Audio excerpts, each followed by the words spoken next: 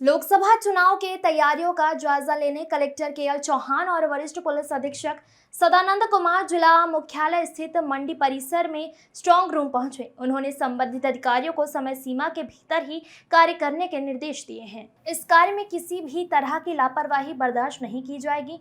निरीक्षण के दौरान कलेक्टर केएल चौहान ने स्ट्रांग रूम, मतपेटी वितरण केंद्र और मतगणना स्थल तक सुव्यवस्थित पहुंच मार्ग, भवनों में बिजली सुविधा, इंटरनेट कनेक्शन, पानी सप्लाई और शौचालय की उचित व्यवस्था सहित सभी आधारभूत व्यवस्थाएं सुनिश्चित करने संबंधित अधिकारियों को निर्देश दिए। साथ ही निर्वाचन में लगने वाले अधिकारी कर्मचारी सुरक्षा संबंधित उपाय और सुरक्षा में लगने वाले फोर्स के लिए कार्य अनुसार अलग अलग भवनों का चिन्हांकन भी किया गया। निरीक्षण के दौरान निर्वाचन कार्य में आने वाले वाहनों के लिए लोकसभा सह विधानसभा वार पार्किंग व्यवस्था, आगमन और निकासी के लिए अलग अलग रास्तों का भी चिन्हांकन किया गया।